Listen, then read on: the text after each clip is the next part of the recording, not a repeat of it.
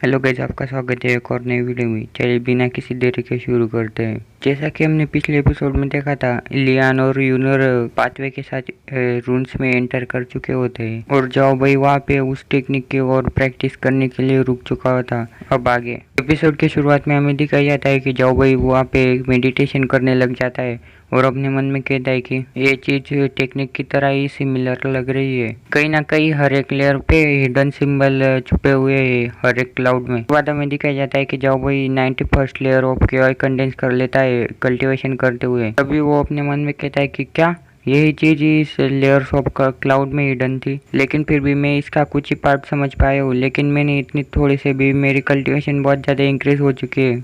ये तो एक मार्शल कॉन्सेप्शन है। उसके बाद हमें नेक्स्ट सीन में दिखाया जाता है कि जहाँ पे जाओ जाओ वही शाओयुन से कह रहा होता है कि मुझे नहीं लगता कि मार्शल कॉन्सेप्शन अचीव करना इतना हार्ड है, तुमने भी तो उसे अचीव किया है। उसके बाद शाओयुन कहती कि इतना मुश्किल नहीं है, लेकिन मैं एक कल्टिवेटर हूँ जो कि late stage of spirit bursting realm पे है। अगर मैं ऐसा करूँगी तो मुझे ऐसा कहा जाएगा कि मैंने कुछ रिलम स्किप कर लिए हैं। लेकिन कुछ भी हो लेकिन तुमने अपना ट्रू कल्टीवेशन ही हाइड करके रखा है, इसलिए मैं तुमसे हार चुकी थी। गाइस, आपको एक डाउट होगा कि शाओयुन यहाँ पे क्या कर रही है, लेकिन मैं बता दूं कि शाओयुन सबसे पहले थी जो कि 45th लेयर पर पहुंच चुकी थी। बैक टू द टॉपिक, शाओयुन जाओ भाई से कहती कि जबकि तुमने मार्शल कॉन्सेप्शन समझ लिया है तो मैं ये कह सकती हूँ कि तुम्हारा गोल मेरे जैसा ही है। तुम भी मेरी तरह ऊपर वाले लेयर पे जाना चाहते हो, लाइटनिंग क्लाउड को क्रॉस करते हुए। तभी जाओ भाई शाओयुन को जवाब देते हुए कहता है कि तुम कुछ ज़्यादा ही सोच रही हो। कोई बेवकूफ़ ही होगा जो कि लाइटनिंग स्टॉर्म में घुसने की हिम्मत करेगा। उसके बाद हमें नेक्स्ट सीन में दिखाया जाता है कि जाओ भाई पाथवे की तरफ जा रहा होता है, जहाँ पे शाओयुन उसे आवाज़ देते हुए कहती है कि रुको, तुम कहाँ पे जा रहे हो।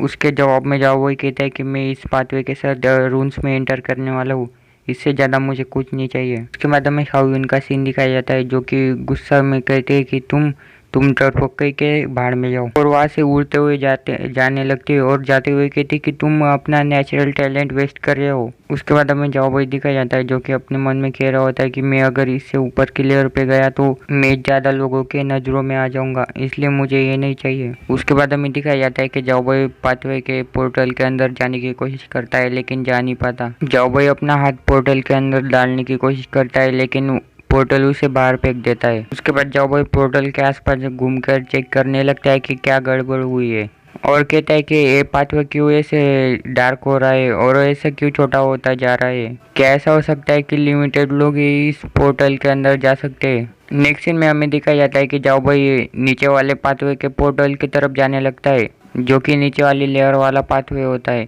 और जाओ भाई मन में कहता है कि मैं इससे भी काम चला लूँगा। उसके बाद हमें नेक्स्ट सीन में दिखाया जाता है कि जाओ भाई 45 लेवल पर पहुंच जाता है जहाँ पे उसके सामने ही पाथवे के पोर्टल क्लोज हो जाता है। उसके बाद जाओ भाई और नीचे वाली लेयर जो कि 36 लेयर वहाँ के पोर्टल के पास चला जाता है, लेकिन वो भी उसके सामने ही बंद हो जाता है। जहाँ पे जाओ भाई कहता है कि क्या तुम मेरे सामने ही बंद हो सकते हो, क्या तुम थोड़ी देर और खुले नहीं रह सकते। उसके बाद हमें दिखाया जाता है कि जाओ भाई सबसे नीचे वाली लेयर यानी कि 9th लेयर पर पहुंच चुका होता है, जहाँ पे वो देखता है तो वहाँ पे कुछ नहीं होता। उसके बाद हमें जाओ भाई का सीन दिखाया जाता है जो कि बड़े परेशान होते हुए कहता है कि ये नहीं हो सकता, मैं अकेला ही नीचे रह गया, मैं अकेला ही रूम्स के अंदर एंटर नहीं कर पाया, ये ऐसा नहीं हो सकता।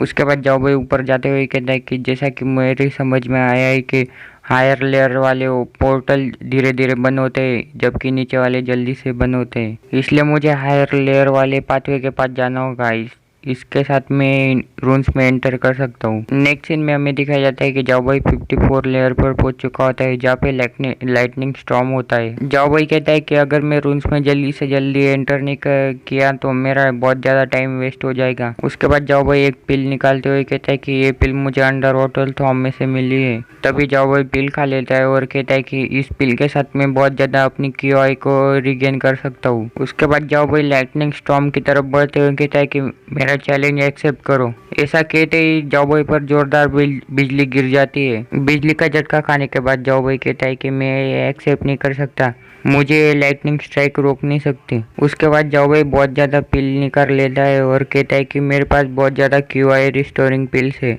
अब देखो कि मैं ये लाइटनिंग स्टॉर्म कितनी आसानी से पार कर सकता हूँ। नेक्स्ट सीन में हमें दिखाया जाता है कि जाओ भाई लाइटनिंग स्टॉर्म को पार करते हुए 63rd लेयर पर पहुंच चुका होता है। उसके बाद जाओ भाई कहता है कि थैंक गॉड मैं यहाँ तक पहुंच चुका हूँ, मुझे ऐसा लगा कि मैं यहाँ पे मरने वाला हूँ, लेकिन मैं अब पाथवे के साथ इस रून्स में एंटर कर सकता हूँ। उसके बाद हमें दिखाया जाता है कि वो पाथवे भी जाओ भाई के सामने क्लोज हो जाता है और जाओ भाई उसे देखता ही रह जाता है। उसके बाद हमें जाओ भाई का सीन दिखाया जाता है जो कि अपनी मिडल फिंगर दिखाते हुए कहता है कि मैं एक्सेप्ट नहीं कर सकता, मैं आज मेरे सारे रिसोर्सेज यूज़ कर लूँगा।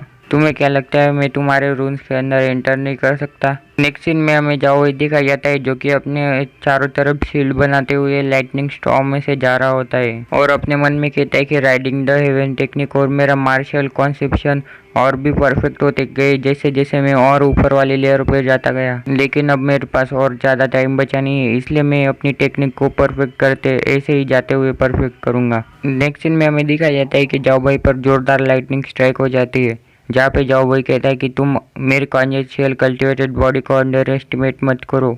उसके बाद हमें दिखाया जाता है कि जाओ भाई पर पीछे से एक लाइटनिंग स्ट्राइक अटैक कर देती है जहाँ पे जाओ भाई अपने लाइटनिंग एम्पायर फिस्ट की मदद से उस लाइटनिंग स्ट्राइक को अपने हाथ में पकड़ लेता है। उसके बाद हमें नेक्स्ट सीन में दिखाया जाता है कि जाओ भाई 72 लेयर पर पहुंच चुका होता है जहाँ पे उसके सामने ही एक पोर्टल खुला हुआ होता है। उसके बाद हमें जाओ भाई खड़े होते हुए दिखाया जाता है जो कि लाइटनिंग स्टॉर्म में से गुजरने के बाद उसकी सारी स्पिरिचुअल एनर्जी खत्म हो चुकी होती है। वो कैसे न कैसे कर कर खड़ा हो जाता है और अपने मन में कहता है कि थोड़ा सा और उसके बाद मैं रून्स के अंदर एंटर कर पाऊंगा, मेरे सामने ही पाथवे ओपन हुआ है। उसके बाद हमें दिखाया जाता है कि जाओ भाई का गलती से पैर फिसल जाता है और वो नीचे गिरने लग जाता है और गिरते हुए कहता है कि क्या मैं ऐसे ही हार मान सकता हूँ? नहीं, क्या मैं ऐसे ही हार जाऊंगा? ये नहीं हो सकता, मुझे कुछ ना कुछ करके ऊपर जाना ही होगा, मुझे अभी हार नहीं माननी है। तो गाइस वीडियो होता है यहाँ पे खत्म। हम अगले एपिसोड में देखेंगे कि क्या जाओ भाई फिर से ऊपर चढ़ पाएगा या वो हार मान जाएगा या फिर वो किसी नई टेक्निक की मदद से खुद को संभाल लेगा। ये हम देखेंगे अगले एपिसोड में। तब तक के लिए बाय बाय।